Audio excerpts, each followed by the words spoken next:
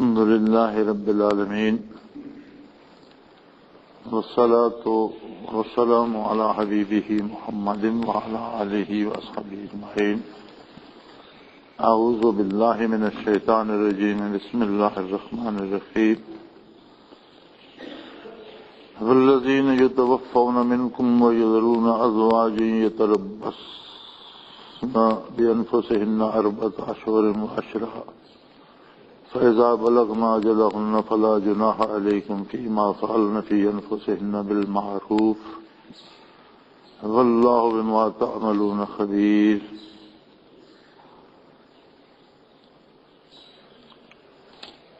اللهم سبحانك لا علم لنا إلا ما علمتنا إنك أنت العليم الحكيم. مولاي صل وسلم دائما أبدا على حبیبک من زانت به الأسر. سورہ بقرہ میں وہی معاشرتی مسائل چل رہے ہیں جن میں نکاح اور طلاق کے مسائل کا تذکرہ پیچھے سے آ رہا ہے. تو اس آیہ کریمہ میں ایک اور صورت ہے کہ جو لوگ فوت ہو جاتے ہیں اور ان کی بیویاں پیچھے رہ جاتی ہیں، بیوہ ہو جاتی ہیں، ان کے لیے 4 مہینے اور 10 دن عدت ہے. جو خامن جس عورت کا فوت ہو جائے تو بیوی کے لیے اس کی وفات سے لے کر 4 مہینے 10 دن عدت ہے. یہ 4 مہینے 10 دن عدت میں وہ خامد کے گھر میں رہے گی، عام آدمیوں سے ملے جلے گی نہیں، تو خاص بناؤ سنگھار نہیں کرے گی. لیکن جب یہ مدت پوری ہو جاتی ہے، فَإِذَا بَلَغْنَ أَجَلَهُنَّ، جب وہ یہ مدت پوری کر لیں، فَلَا جُنَاحَ عَلَيْكُمْ فِيمَا فَعَلْنَ فِي أَنفُسِهِنَّ بِالْمَعْرُوفِ، تو اس کے بعد یہ ضروری نہیں ہے کہ اس خاتون کو رسومات کا قیدی بنا کر رکھا جائے. نہ یہ کوئی فرض عین ہے کہ اس کا ضرور نکاح ثانی کیا جائے. ہر گھر کے، ہر خاندان کے، ہر قبیلے کے مختلف حالات ہوتے ہیں، مختلف صورتیں ہوتی ہیں. بعض خواتین کو ہم نے دیکھا ہے کہ ان کی اولاد بھی نہیں تھی، شادی ہوئی اور کچھ ہی دنوں بعد بیوہ ہو گئیں، تو انہوں نے اپنی عمر اسی گھر میں بسر کر دی، ساری عمر گزار گئیں اور پاک دامنی کے ساتھ گزار گئیں. شاید ان کا کوئی قلب لگاؤ اس قسم کا ہوگا یا ان کی اپنی اس طرح کی کوئی وہ ان کا اپنا اظہار ہے، اپنی مرضی سے کریں تو ٹھیک ہے. لیکن عمومی قاعدہ یہ ہے کہ خلاف فطرت زندگی بسر کرنا مشکل ہو جاتا ہے.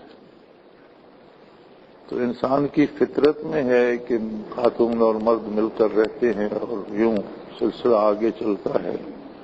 تو یہ ضروری نہیں ہے کہ اگر کوئی عورت بیوہ ہو جائے، وہ شریف ہو، نیک ہو، باحیا بھی ہو، تو اسے خاندانی آنر بنا لینا اور اپنے عزت کا مسئلہ بنا لینا کہ اب یہ نکاح ثانی کرے گی تو ہماری بے عزتی ہوگی، ایسی کوئی بات نہیں ہے. بلکہ فرمایا کچھ حرج نہیں ہے اس بات میں کہ وہ معروف طریقے سے اپنا کوئی راستہ نکالیں. یعنی وہ عورت پر بھی یہ ہے کہ وہ کسی غیر شرعی یا بے حیا طریقہ اختیار نہ کرے. معروف طریقے سے، شرعی طریقے سے اگر کوئی مناسب ہے، گھر میں کوئی مناسب آدمی ہے، اس سے نکاح ہو جاتا ہے، باہر کسی شریف آدمی سے، تو بیوہ کا نکاح ثانی کر لینا یہ قابل مذمت نہیں ہے بلکہ اچھی بات ہے. ہمارے جو معاشرتی مسائل ہیں ان میں ایک بڑی عجیب بات ہے کہ آدمی بدکاری کرتا رہے، گناہ کرتا رہے تو اسے کوئی نہیں پوچھتا. نکاح کرے تو شور مچ جاتا ہے کہ دیکھو فلاں کی وہ بیوہ نے نکاح کر لیا یا فلاں بندے نے دوسری شادی کر لی، فلاں نے یہ کر لیا، اور نکاح نہ کرے تو ناجائز طریقے سے جو لوگ کچھ کرتے ہیں انہیں کوئی نہیں پوچھتا، کوئی اہمیت نہیں دیتا، اس میں نہ کسی کی ناک کٹتی ہے نہ کوئی آنر کا مسئلہ بیچ میں آتا۔ تو قرآن کریم نے زندگی کے ہر مسئلے میں رہنمائی فرمائی ہے۔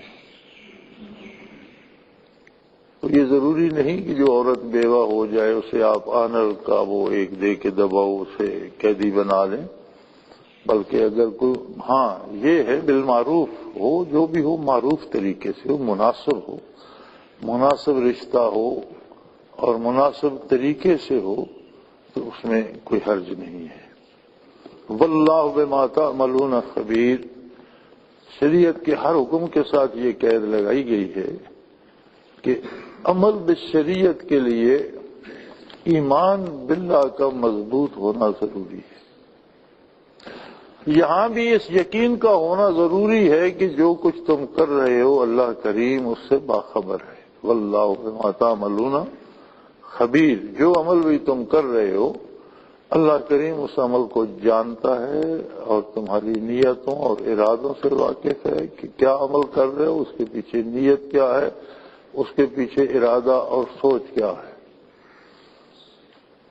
تو زندگی گزارنے کا صحیح قاعدہ یہ ہے کہ نیت بھی اللہ کی رضا ہو،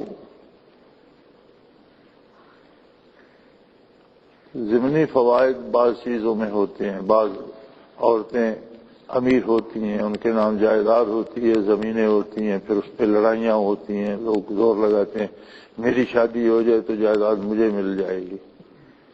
یہ کوئی نہیں سوچتا کہ جس کے پاس ساتھ اس کی پہلے شادی تھی اس نے اس جائیداد سے کیا حاصل کیا، وہ تو قبر میں چلا گیا، آپ بھی کل جا سکتے ہیں۔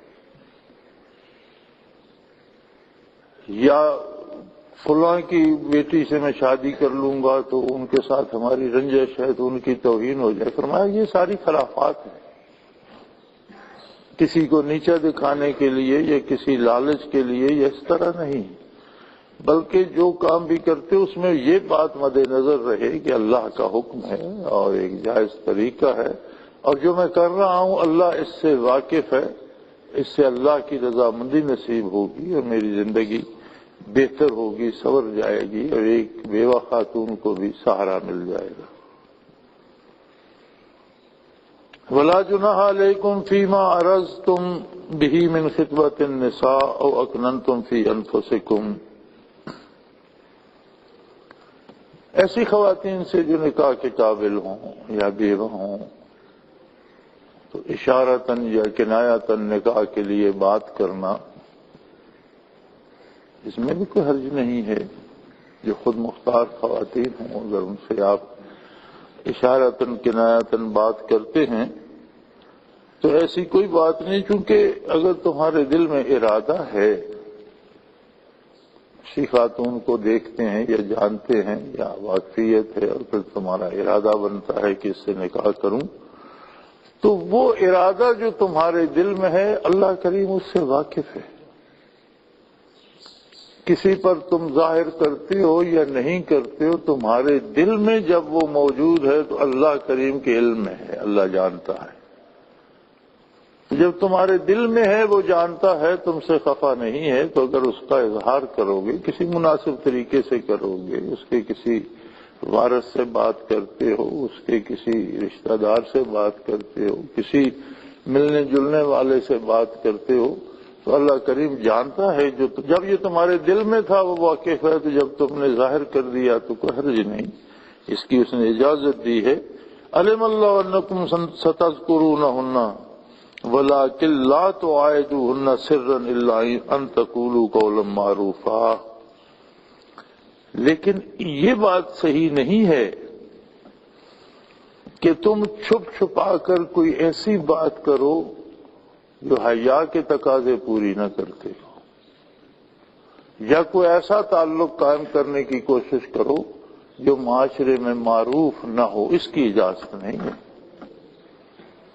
نکاح کا پیغام دینے میں تو حرج نہیں ہے، لیکن خفیہ تعلقات بنانا یہ اللہ کے حکم کی خلاف ورزی ہے۔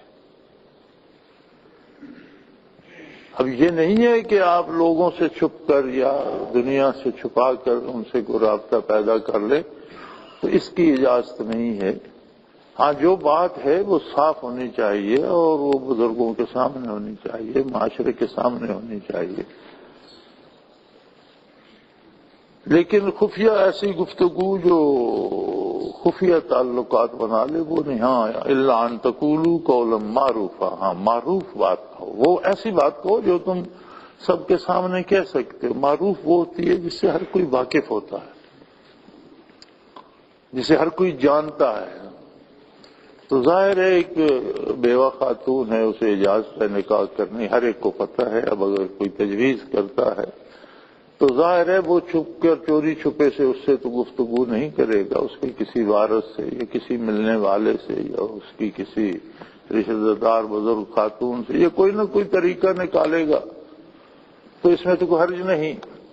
لیکن اگر تم خفیہ تعلقات یا خفیہ اپنی ملاقات یا خفیہ لوگوں سے چھپ چھپا کر کوئی بات کرو گے تو اس میں اندیشہ جو ہے وہ گناہ کا ہے، اس لیے اس کی اجازت نہیں دی جا سکتی۔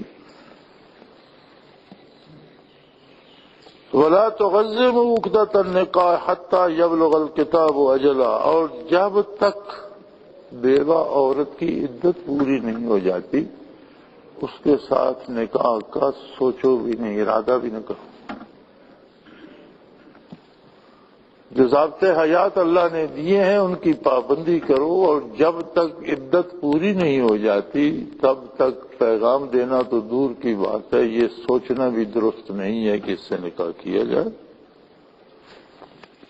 وَاعْلَمُوا أَنَّ اللَّهَ يَعْلَمُ مَا فِي أَنفُسِكُمْ فَاحْذَرُوهُ وَاعْلَمُوا أَنَّ اللَّهَ غَفُورٌ حَلِيمٌ۔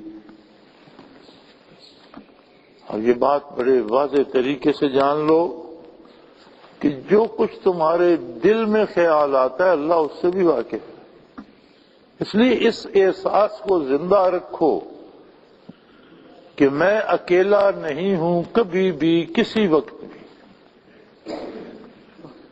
چونکہ اسلام حضرت رحمۃ اللہ تعالی علیہ فرمایا کرتے تھے کہ سارے قرآن کریم کا جو مفہوم ہے، خلاصہ ہے، وہ سورہ فاتحہ کی 7 آیتوں میں موجود ہے۔ جو دیباچہ ہے قرآن کا، فاتحۃ الکتاب جسے کہتے ہیں، یہ جو سورہ فاتحہ اس کی 7 آیات ہیں، لیکن یہ 7 آیات قرآن حکیم کے تمام مضامین کو سموئے ہوئے ہیں۔ مولانا عبدالکلام آزاد رحمۃ اللہ علیہ نے سورہ فاتحہ کی تفسیر لکھی ہے، جو میرا خیال بہت بڑی ذیقم کتاب ہے، اور اس میں بے پناہ حوالہ جات تقریباً سارے قرآن کی تفاسیر بھی آ گئی ہیں اور بے شمار احادیث کا ذخیرہ ہے۔ اتنی موٹی کتاب ہے اور تفسیر ساری صرف سورہ فاتحہ کی ہے۔ حضرت رحمۃ اللہ فرمایا کرتے تھے کہ سورہ فاتحہ جو ہے یہ سارے قرآن کا خلاصہ ہے، اس میں اجمالی طور پر سارا قرآن موجود ہے، اور سورہ فاتحہ کا خلاصہ بسم اللہ الرحمن الرحیم میں موجود ہے۔ یہ ایک آیت جو ہے یہ سارے مفاہیم کو جامع ہے، اور بسم اللہ شریف کا خلاصہ اس کی پہلی بے میں موجود ہے۔ بسم اللہ کی با جو ہے اس میں ساری، چونکہ یہ با موصولہ ہے، با متصلہ ہے، واصلہ ہے، اور دین کا حاصل یہ ہے کہ بندے کو اللہ سے واصل کیا جائے۔ تو یہ جو با ہے یہ واصل کرتی ہے اللہ کے ساتھ، بسم اللہ اسم الہی کے ساتھ جوڑتی ہے۔ تو اسلام کیا ہے؟ سارا اسلام یہ ہے کہ بندے کو اللہ کے ساتھ واصل کیا جائے، جوڑ دیا جائے۔ اطاعت بھی تب ہوگی جب حضور حق نصیب ہوگا۔ ایمان کا تقاضا بھی یہی ہے کہ حضور حق نصیب ہو، اسلام کا تقاضا بھی یہی ہے کہ حضور حق نصیب ہو۔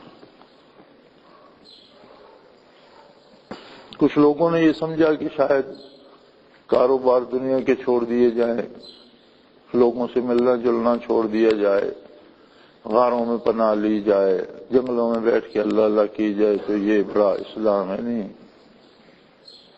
یہ اسلام سے دوری کے سبب ہے سارا۔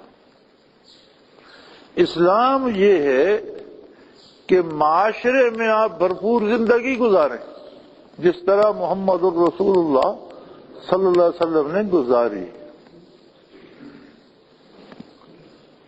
آپ نے شادیاں کی اور بڑے بڑے معروف قبائل میں کی، بڑی بڑی سربراہ خواتین اور معروف شخصیات جن کے میکے بڑے بھاری اور بڑے طاقتور اور بڑے پھیلے ہوئے خاندان تھے۔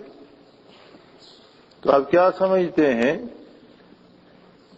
کہ ام المومنین میں سے ہر ایک کے پیچھے کتنی بڑی طاقت تھی؟ اتنے خانوادوں سے ان کے معیار اور ان کے سٹیٹس کے مطابق نباہ کرنا کیا آسان کام ہے؟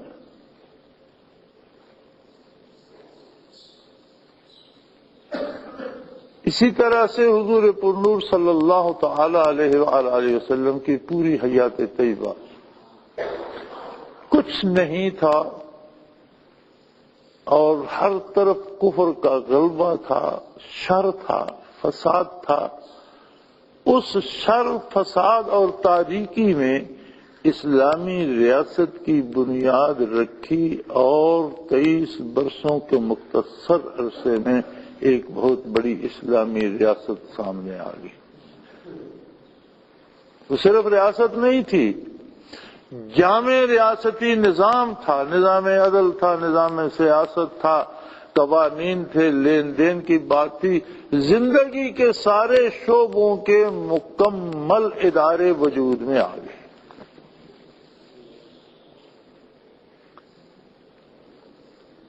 اسی طرح اسی کام میں حضور اکرم صلی اللہ علیہ وسلم کو زخموں کے وار سہنا پڑے، دندان مبارک شہید ہوئے، رخ انور زخمی ہوا، احباب اور خدام شہید ہوئے، اپنے ہاتھوں سے لاشیں اٹھائیں اور خود جنازے پڑھائے اور قبروں میں اتاریں، قربانیاں دیں، تکلیفیں سہیں، فاقے جھیلے، سفر فرمائے، پورے جزیرہ نما عرب کو آپ کے قدموں نے منور کر دیا، ایک ایک میدان جنگ میں جانا پڑا۔ آپ دیکھیں گے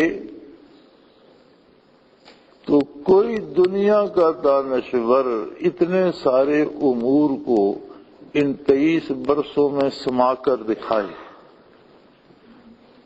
یہ بجائے خود ایک بڑا معجزہ ہے۔ 23 برس ہوتے کہ 23 برس میں تو بچہ سکول سے فارغ نہیں ہوتا۔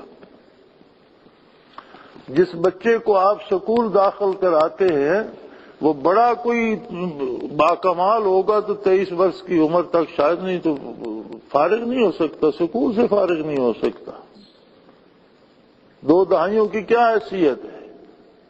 ہم کتنی دہائیاں گزار چکے، کون سا تیر مار لیا ہم نے؟ ہم میں سے ہر ایک یہ سمجھتا ہے کہ میں بڑا مصروف ہوں، کسی کے پاس بات کرنے کی فرصت نہیں ہے، لیکن ہماری مصروفیت نے کیا کیا، کسی کا کیا فائدہ ہوا، کسی دوسرے کو کیا ہم سے ملا؟ اپنی زندگی تو جانور بسر کر جاتے ہیں، پرندے بسر کر جاتے، اپنی زندگی تو ہر کوئی بسر کر جاتا ہے۔ اگر ہم نے بھی اپنی زندگی بسر کر لی، گھر بنا لیا، اولاد ہوگی، تو کون سا تیر مارا؟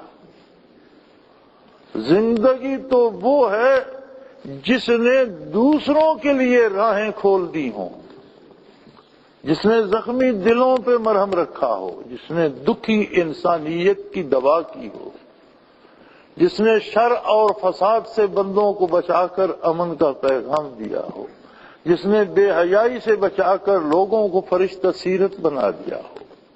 اور یہ سب کیسے ممکن ہے؟ کر کے دکھا دیا محمد رسول اللہ صلی اللہ علیہ وسلم۔ صرف اور صرف آپ کی غلامی سے ممکن ہے صلی اللہ علیہ وآلہ آلہ وسلم۔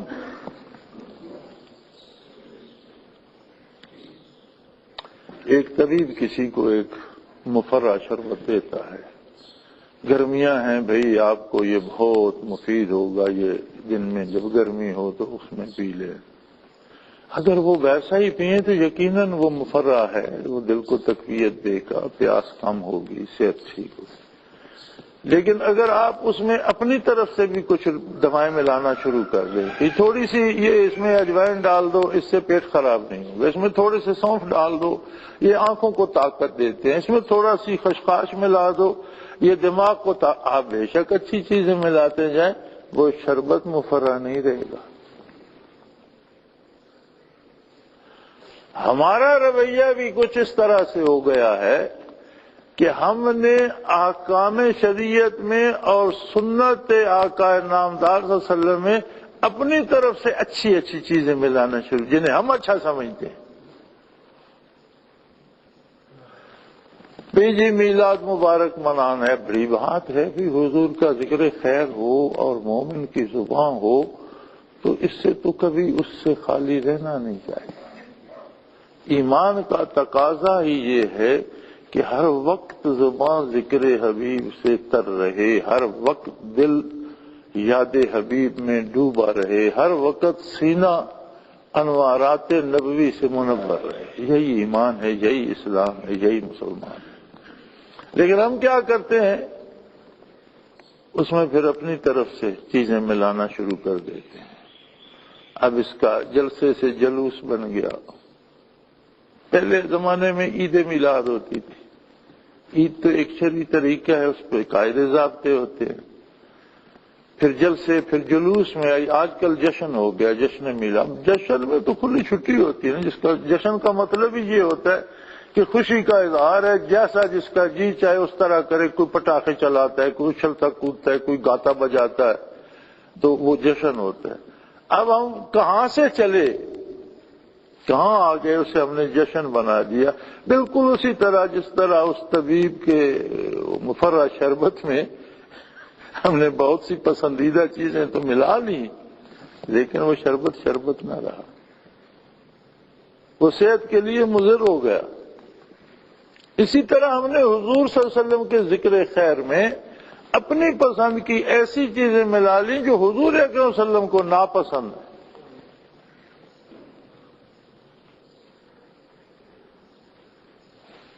تو یہاں جو ایمان کا فارمولہ دیا گیا ہے ہر حکم کے بعد، عجیب بات ہے، ابھی پہلا حکم اوپر گزرا اس کے ساتھ یہی بات تھی، اب دوسرا حکم آیا پھر اس کے ساتھ، جتنے احکام پیچھے گزرے ایک ایک حکم کے ساتھ، کسی کے ساتھ واتقوا اللہ، کسی کے ساتھ یہ ایمان رکھو کہ اللہ دلوں کے بھید جانتا ہے، کسی کے ساتھ یہ کہ اللہ کو اپنے ساتھ حاضر مانو۔ اب یہاں آ گیا وَاعْلَمُوا أَنَّ اللَّهَ يَعْلَمُ مَا فِي أَنفُسِكُمْ، ایک بات بڑی پکی یاد کر لو، جو بھی تمہارے دل میں ہے اللہ سے جانتا ہے۔ دیکھیں، نبی کریم صلی اللہ علیہ وسلم کی محبت ہی ایمان ہے، اور اس کا باقاعدہ حکم دیا گیا ہے۔ حضور کا ارشاد گرامی ہے کہ تم میں سے کوئی بندہ ایمان والا نہیں ہو سکتا جب تک ماں باپ سے، اولاد سے، ساری انسانیت سے زیادہ محبت میرے ساتھ نہ کرے۔ لا یؤمن احدکم حتی اکون احب الیہ من والدہ وولدہ والناس اجمعین، او کما قال رسول اللہ صلی اللہ علیہ وسلم۔ ایمان کی، محمد کی غلامی جو ہے وہ شرط اول ہے، محمد کی غلامی دین حق کی شرط اول ہے، اسی میں ہو اگر خامی تو سب کچھ نامکمل ہے۔ لیکن بھائی محبت کے دو طریقے ہوتے ہیں، ہم کسی سے محبت کرتے ہیں، ہم مجنوں بن جاتے ہیں، مجنوں کی محبت معروف ہے نا، اور بڑا لوگوں نے اس پہ بڑے شعر کہے، اس پہ لوگوں نے بڑے ڈرامے لکھے، اس پہ بڑے افسانے لکھے، لیلا مجنوں کے قصے مختلف زبانوں میں وہ منظوم ہوئے، مشہور ہوئے، لیکن مجنوں کی محبت نے لیلا کو کیا دیا؟ سوائے بدنامی کے کچھ لیلا کو بھی ملا؟ دیکھنا تو یہ ہے کہ ہم نے مانا کہ محبت کا امام ہے مجنو، لیکن مجنو کے جنون سے اس کی محبوبہ کو کیا ملا؟ تہمت، بدنامی، پریشانی، گھر والوں کی اور اہل خاندان کی طرف سے جھڑکیں اور لعنت ملامت۔ ایسی محبت کا کیا اثر؟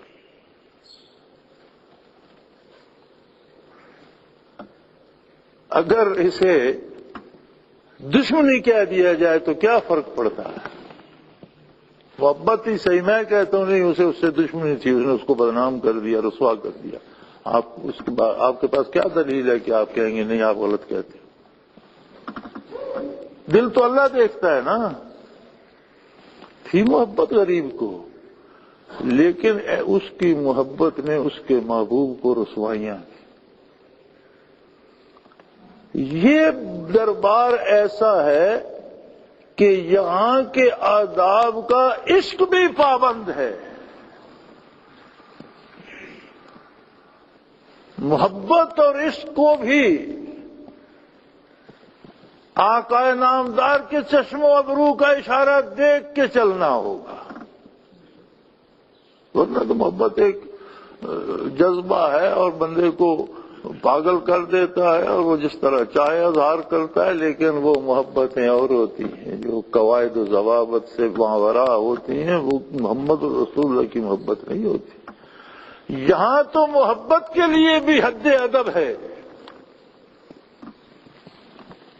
طبیعت مبارک بہت زیادہ کمزوری تھی، نقاہت تھی، چہرے اقدس پہ حضور پانی میں آنکھ ڈبو کر پھیر رہے تھے۔ حضرت عائشہ صدیقہ رضی اللہ عنہا کی گود میں آرام فرما تھے، آپ کے سینے اطہر پر حضور کا سر اقدس تھا۔ حضرت فاطمہ رضی اللہ تعالی عنہ آپ کی پیاری بیٹی پاس موجود تھیں۔ گلی سے کسی نے اجازت مانگی، دروازے سے اندر حجرہ مبارک میں داخل ہونے کی کسی نے اجازت چاہی۔ حضرت فاطمہ رضی اللہ عنہا نے جھڑک دیا کہ ایسے وقت میں جب حضور اکرم صلی اللہ علیہ وسلم کی طبیعت اتنی پریشان ہے، تم کون اندر آنے کی اجازت چاہتے ہو؟ آپ نے فرمایا ٹھہر جا بیٹا، یہ تیرے باپ کا دروازہ ہے، ورنہ یہ اجازت چاہنے والا ملک الموت ہے، اس نے کبھی کسی سے اجازت نہیں مانگی، یہ اللہ کے حکم سے آتا ہے، اور جہاں آتا ہے وہاں اسے اجازت کی ضرورت ہے۔ یہ تیرے باپ کا دروازہ ہے کہ ملک الموت بھی باہر کھڑا ہے کہ حضور اجازت ہو تو اندر حاضر ہوں۔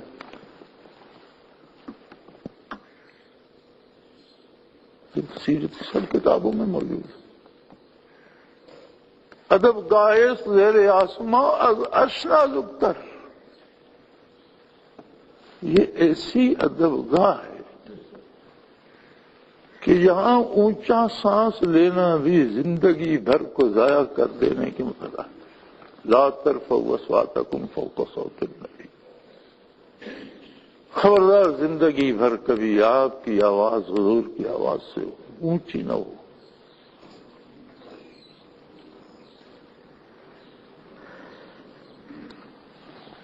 تو خیر ہمارا موضوع کیا تھا، ہم کہاں چلے گئے؟ تو موضوع کے ساتھ رہنا چاہیے تھا، اور موضوع نے ہی ہمیں وہاں پہنچا دیا۔ اللہ کریم فرماتے ہیں وَاعْلَمُوا أَنَّ اللَّهَ يَعْلَمُ مَا فِي أَنفُسِكُمْ، بھئی شریعت پہ عمل کرو، نکاح کرو، علاج ہوتی ہے، زندگی کے مسائل ہیں، کاروبار ہے، لین دین ہے، جو کرو کرو، لیکن ایک بات یاد رکھو، اللہ تمہارے ساتھ، اور جو کچھ تمہارے نہاں خانہ دل میں ہے وہ جانتا ہے۔ فَاعْذَرُوا، اس لیے اس بات کا احساس زندہ رکھو کہ میں اکیلا نہیں ہوں۔ ہاں، نا امید ہونے کی بھی ضرورت نہیں ہے۔ وَاعْلَمُوا أَنَّ اللَّهَ غَفُورٌ حَلِيمٌ، اللہ بڑا حلیم، بڑا مہربان ہے، اور معاف کرنے والا ہے. تم سے بتقاضائے بشریت بھول چوک جو ہو جاتی ہے وہ معاف فرما دیتا ہے. شرط یہ ہے کہ حضور حق کو زندہ رکھو دل میں. مسلمانی یہ ہے کہ وَهُوَ مَعَكُمْ أَيْنَمَا كُنتُمْ، تم جہاں ہو جس حال میں ہو تمہارا اللہ تمہارے ساتھ موجود. وآخر دعوانا الحمد للہ رب العالمین.